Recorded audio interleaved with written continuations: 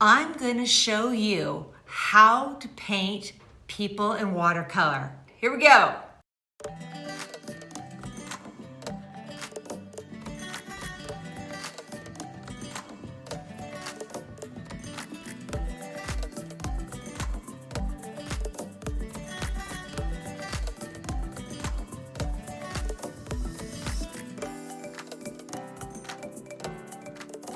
I'm Michelle Manriquez at Drop That Brush, and I want to help people who are non-artists become artists. Please like, subscribe, and ring that bell. Believe it or not, people are no harder than painting a tree. I know, you don't think so, right? It's like so much more hard. It's not. It's just a shape and a value. If you start looking at faces as a shape and a value and not worry about what it is. Don't worry about if it's an eye or an ear. It's just a shape and a value.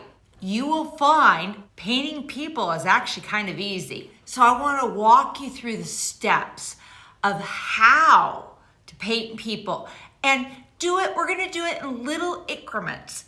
We're going to do a nose, an eye, an ear.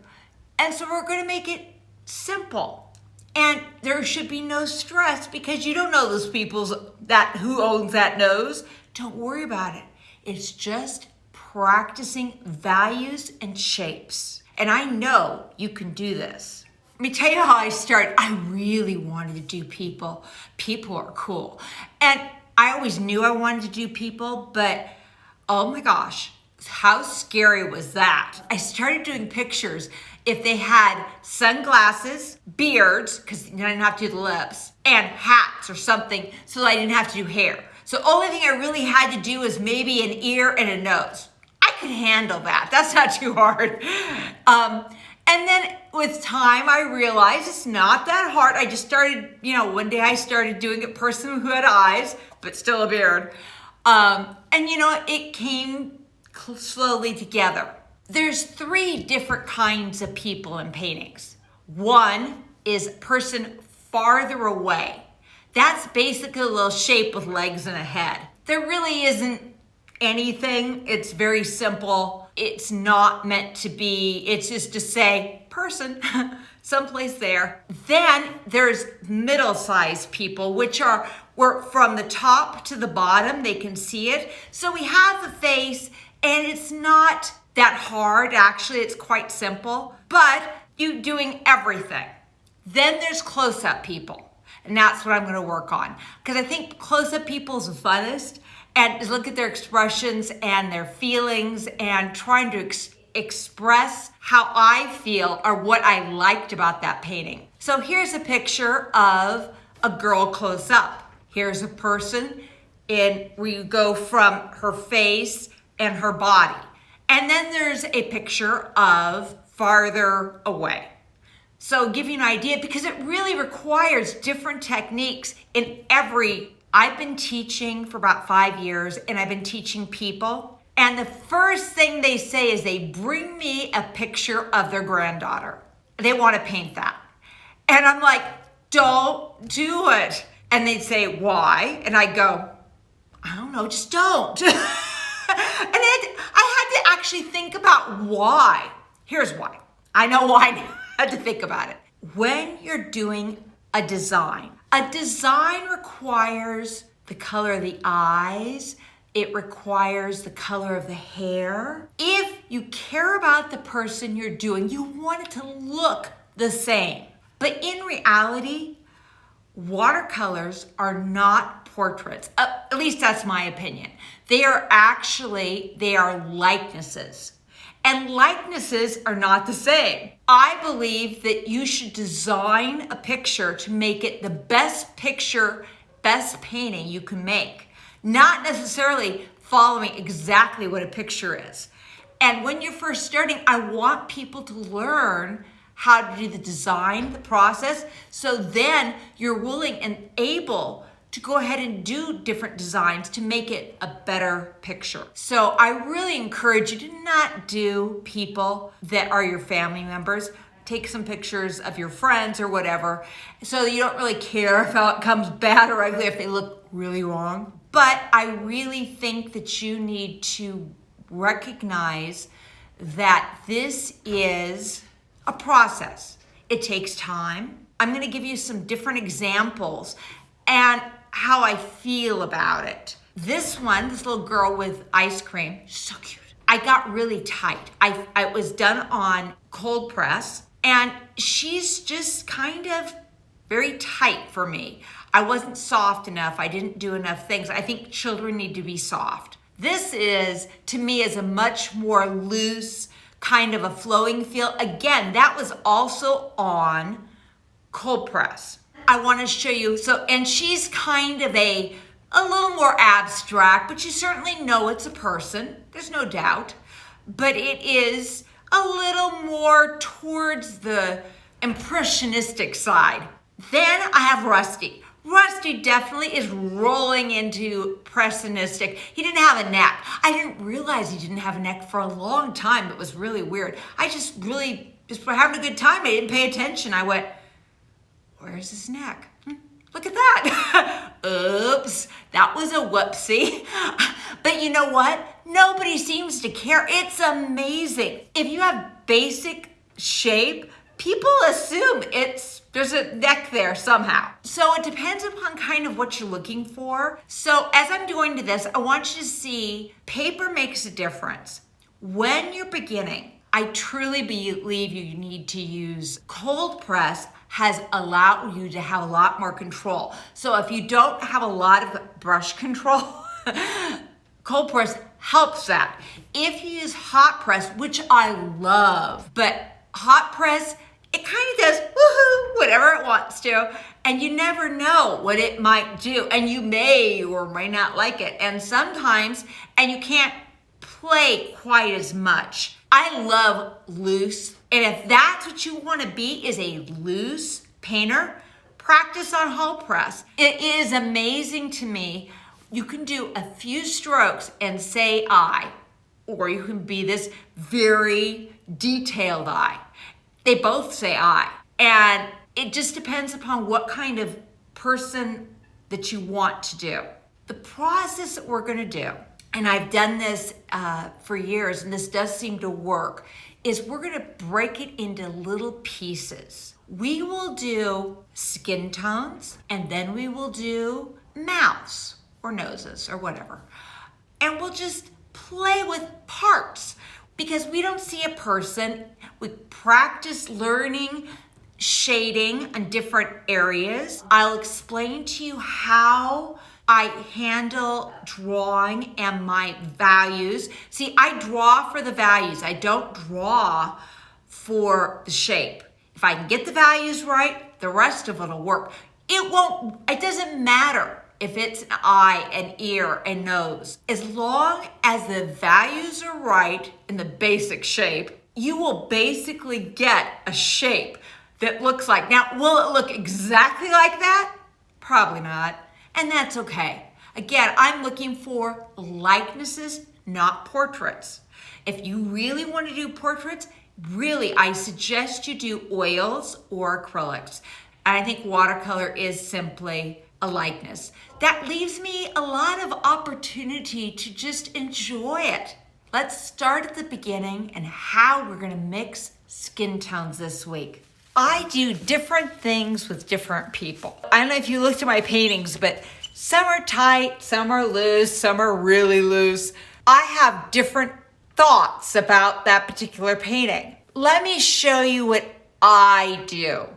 If I'm doing a reasonably standard, not something green or blue faced person, what I do is I put color on the face. Just make it a bright light underneath that first skin tone. And I really don't care what colors I use.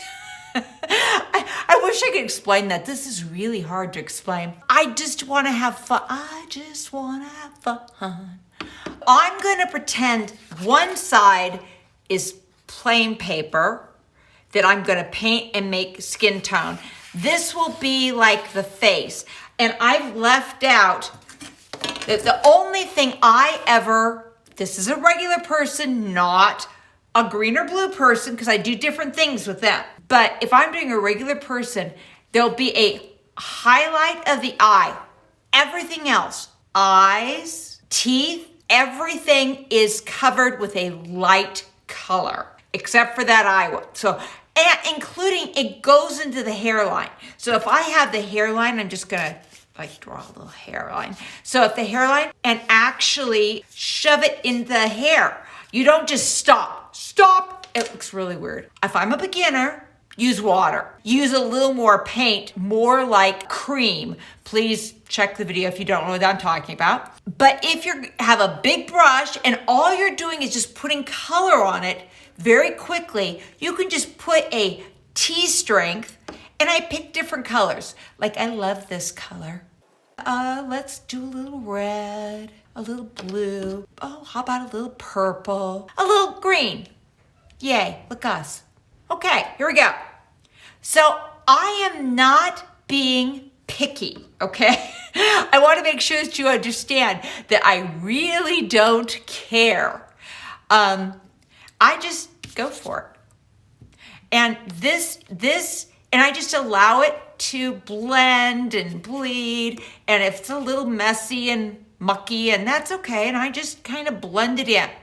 Oh, and what the first thing I did, oh, I'm so cute. I immediately got rid of my poor little light. Let's check that out. And so I'm just gonna throw in some color and there, and maybe I'll move it around a little bit, and just I'm just getting a little color on the paper and not really worried what exactly is gonna happen. I just kind of like, okay, whatever. We'll just deal with whatever. So maybe I'll put a little here and here and here, and we'll throw a little more here because I want that to, kind of blend. And all it is color.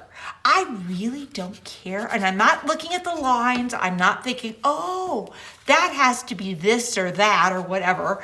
I'm just kind of having a little color. And it is just, that's just as simple as I start. And I think sometimes it just makes me for free. So I don't get too excited if I blow something. I can come here and put a couple of little marks. It won't hurt anything. If I don't like that, I can go whoop, just make sure it moves a little bit. See, now what I'm not doing is doing a lot of marking. Boy, that really rolled, didn't it? Got my little highlight, so then I let that dry. So this is a light wash on the skin. Everything is painted except the one highlight in the eye. And I'm looking to see, it's like a 2. I kept it very thin, very tea. I'm gonna show you the difference when you have a fun little wash underneath. Number one, I've kind of got the stress of, oh my God, I'm going to totally blow this. So already, everything, I've got stuff, I've got dots, I've got attitude. I'd much rather mess it up just a tad and let it go. So I don't get so excited. But if I'm starting, it's a brand new, clean, nice, and perfect paper, it's been drawn, I'm like, oh my God, I'm gonna mess it up. If I am doing a person that is, I wanna call them a fun person, I would say with blues and greens, I will leave a lot more of the face white. It's just a personal preference, nothing bad or good either way, but it does, that's how I do it. All right, so let's talk about how do I make a Caucasian skin tone. It's funny. I have really played with my colors and it doesn't really matter. I can use any blue, any red, any yellow, and I can make a skin tone. Now, do I need that particular skin tone? Personally, I don't care. As long as I'm kind of in the right value range, that's okay. So I'm gonna give you several different ways you can try it, but it's fun just to mix. So, okay, here is my first step. I always get some kind of yellow. Any yellow will make me do it. And I keep it reasonably thin at the first wash. So if you look, I'm at T strength because that doesn't have much value. Now what I'm gonna do is I'm gonna add in a little of red. And I'm looking at it. And I'm mixing it on my palette. Okay, to me that's really orange. So personally, you know, God, so much of this is just personal. I like it a red toned. Okay, that looks a little dark, but I'm gonna add a little water. Now I'm gonna look and I'm gonna show you. Now all I've done is hands of yellow, pyrrolene red. And I wanna show you why it doesn't work as skin color. It's not bad. It's a little dark. I wouldn't want it that dark. Calm that down a little bit. But here's the trick. A lot of yellow, a little bit of red, and then just a teeny bit of some kind of blue. I don't care what blue. So let's do Ultramarine Blue. Now, I'm gonna put just a little touch of it. I wanna come back and give you a lighter, because you really don't want it really big first. There we go. That's a nice, that's a little too light now, huh? Okay.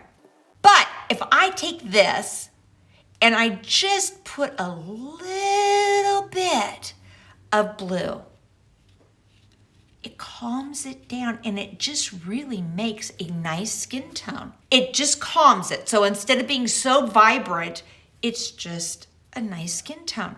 Now, how do I get it darker? There's several ways. One is layering. I don't like doing a lot of layering. I like to do it and get out of there. And that's a perfectly nice that you would say, oh, okay, that's a skin tone. So I'm gonna go ahead and try it up here. This is transparent. You can see the underneath.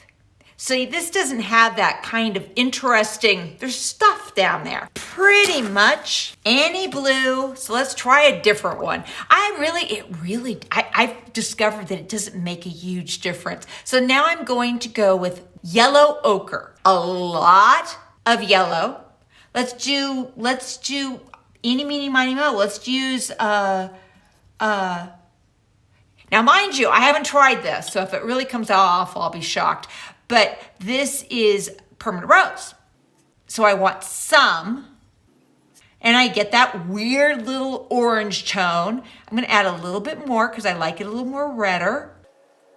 Then I'm gonna take a little, so it's a lot of yellow, a little bit of any kind of red, and let's use a totally different color. Let's use, this is phthalo blue, and it will totally destroy it. So it's a very little bit. Let's kind of see if that looks. Oh, look, it looks about the same. I think even I kind of did too much. Because that's such a strong color. Let's go here. But it's still, and I feel that it's too dark. So I'm gonna come down and make it a little lighter yet. There we go, I think I like that better. I'll do one more just to prove you that it is just simply not that important as to what you use. Whatever you have on your palette, I can make some kind of a Caucasian color. I normally use my gold with a little bit, people of a little color. Let's go with magenta. I may get to a darker tone that I didn't mean to, but we're gonna see what happens, okay? I'm curious. Okay, it's not bossing, not too bossy, but it doesn't have that kind of bright color. Pick a color, I don't care. Let's do this. This is Cerulean Blue. So I don't wanna use too much because I don't want it to, okay, so let's see what kind of skin tone we get there. I don't think I'm gonna like it that much, but that's a little too yellow for me, personally. So I'm going to go back. I'm gonna use a little, okay, let's see what happens. And see, what do I have? Pretty much the same thing. You know, it's amazing. No matter what I do, they all look basically the same. They're not, you know, magically different or, so whatever you have, you can use it. And your process is simply some kind of yellow, a lot of it, a little bit of some kind of red, pink, whatever, and some kind of blue. And I want you to notice as this dries, this has oomph. It has feeling.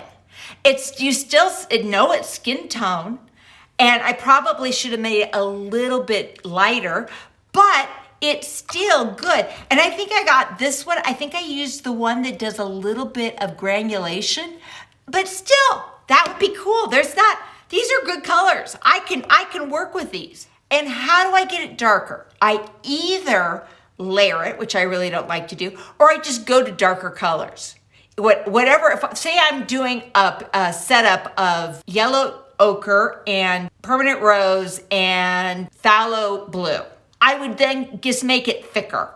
And so I could quickly get to where I want to be. And you can see, these look very bland, kind of boring. And so what you're gonna see, what I will do, is I will always do a quick little light wash. There's one color I wanna mention, which is Daniel Smith's Transparent Orange. And this also is a skin tone. I don't think it's too bright. We can look at it. I just want to show you what it looks like. It's a little too bright, but with a simple, any kind of blue, it will calm that down. And you can see I basically got the same color. It's a good skin tone color if you add to tad blue of some kind. So let me try this one. So here we go to darker. Same stuff. I mean, here's a nice Hispanic color. I do love yellow ochre or quin gold, and they're nice. Then what I go for is a little bit of the two that I will use, and I don't have it on my palette, but I use magenta or Alizarin Crimson, because that really does nicely. So, okay, here we go. Too bright. We have my yellows. I put a little bit more red into it. Then, I don't care, eeny, meeny, miny, mo. I can pick any of them, it works. Calm it down. And then, you do a little bit of burnt sienna. And it gives you a nice medium tone. And that's kind of where I go with that. I do start pretty light because even no matter how much color a person has in their skin, they will still have light areas. Let me grab so this is what it looked like on somebody who has a first wash. My typical darker color, I would call it a mid-tone color, would be yellow ochre or gold with either magenta or Alizarin Crimson with some blue. I really don't care what blue. You know, you can just play with the blues. The problem is you just don't want to do much. You know, you do want to keep it kind of,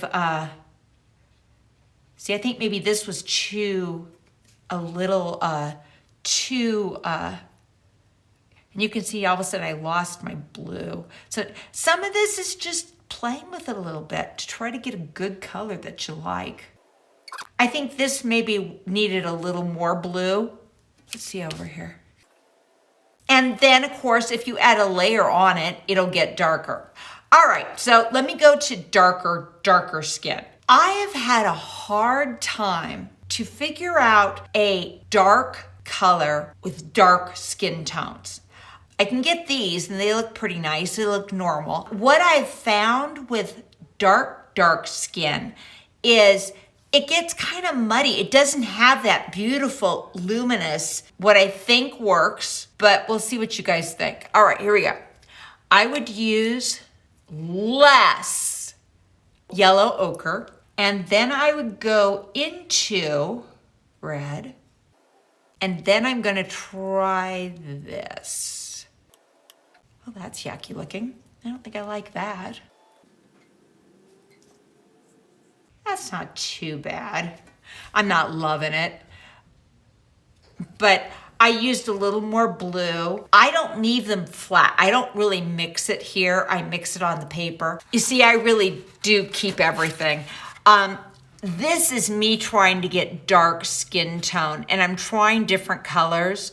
This was gold, coral, brown, and you can see I'm trying to do different colors that will make it fun, but still be luminous like I want to see it in a watercolor. And I think it does make a difference. You know, I mean, none of these are wonderful. They're just ideas. I hung on to it because I'm thinking, okay, I'm not liking that, so I'm gonna try this. So I'm gonna try a different way. I'm gonna show you how I actually do. After I get my first wash, then I will use one of these washes on top of it. But sometimes, and in particular, I just find it's hard to get a good dark. So let's go, we're gonna go with this. We're gonna try this. Let me try a different one. I'm gonna go with Quin Orange. And so I'm gonna actually just put it on a little bit, and I'm just going to throw in a little of this, and maybe a little of this, and maybe this, back into this. And then I'm gonna throw in, and I'm gonna let it just kind of do what it wants to do and don't get too freaked out. I don't think that's gonna be dark enough, so I'm gonna actually put a little more, and then I'd maybe move it a little bit. Just play. And I think that would be a much more interesting color than doing a flat thing. And so, in particular when it's dark, there's a lot of color in dark skin tones. It's a process for me to get a dark skin tone, so I've been practicing. I am no expert. There are many people that I think do it better than me, but I do it. I can show you how I do it. Good, bad, or ugly, it's how it is. And then you can decide, and maybe you can use some of this information into what you're using. See, I don't like that at all, but I like that. See, this is kind of what I've been looking for. I think this is what I'm going to use as my dark, if people are dark skin. So you have basic ideas about get Caucasian, a little idea with medium skin and darker skin. I could do this if I really want it dark. Now, I would never mix this on the, because I think you get a mess, but you can mix it and just see to darken it even further if I want to. And I kind of like that. This is a process. I'm always interested, and this has been difficult to figure out to make it how I want it to be. And you know, it's funny, in your head, you know what you want it to be, but sometimes you can't make yourself do it. So I'm gonna try it up here, okay?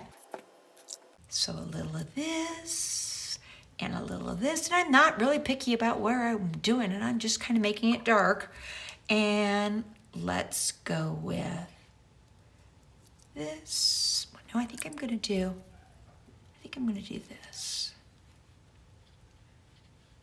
What if I just did that and let it move around? Oops, there we go. Loopies. Will that get me a dark color that I actually like? See, that's the problem. It's me that's the problem because I'm picky. Try a little more blue. And I'm just gonna kind of let it do its thing. How that will be if I want dark skin. I'm kind of exploring with you guys. And you know what? That is really what I suggest you do is you practice and you play. And when you find something, see how it looks, and then keep it. Like you can see here, I like keeping things and what I used that worked for that. I'm gonna come here. I'm just playing. This may really not happen. Good. Well, I kind of like that. You know, there is dark skin, and then there's really truly black skin. So you can see this is really light now that it's starting to dry. This is what I don't like. I think it gets too mucky. It doesn't look that luminescence of watercolor. And this is more, I think, what I would like to see if a dark person skin, my brown people. And I really do just like this. I don't actually do the mixing, though most people feel more comfortable. I just throw color in there, and then I kind of put it here, and I look at it, and maybe wiggle it around a little bit, and look and see if it gets a little too, that's pretty bright. I don't like how bright that is, so let me calm that down just a tad. How am I going to calm it down? I'm going to use a little blue, but I don't want too much. I like this. This is nice for people of color. I think those are both beautiful. And they have pop. They're not boring. And that's what I like. I really like this. It came out really nice. And you can see it gets not watercolorish. It becomes much more like opaque. You can do light. It's easy. This is pretty easy too. Dark, I'm learning, and maybe we can learn together. And I hope that's okay with you. Let's see how dark this is. Values. Let's just look. Now see, it looks like it's really dark, right? But it's not. All right, it's a 7. That really isn't that dark. That's a 5. Let's see what happens when I throw darker on top of it. Now I'm just playing around, so I don't know. What if I just do this on top? Like in the shadow of the nose. That kind of works. That really is, that's beautiful. So if that was like the shadow of your nose, this is gonna be a fun experience for me, and I hope for you too.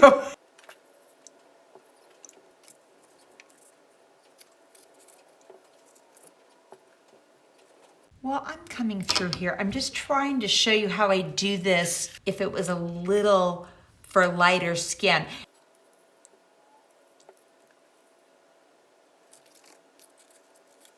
And so I'm just trying to see if I can get a better medium dark. These are some different, to me, these are more beautiful skin tones than things that are mixed on the palette. Anyway, I just wanted to show you some different colors and how it could look for skin tones. Tell me what you guys are using for dark skin tones. That would really help me because I'm still trying to decide what I like and what I don't like. I am really excited to start this series. And you know what? We have to give yourself patience and time. We will break it up in little pieces. We're just gonna take a little here and a little there and a little there, and magically you will know how to do a person. Promise. And I know we can do this together. So you know what? When you're painting and you have no idea what you're doing, drop that brush, like, subscribe, and ring that bell. Check out my Facebook page. They're in the description below. I hope you have a wonderful day. You take care. See you next week. Bye.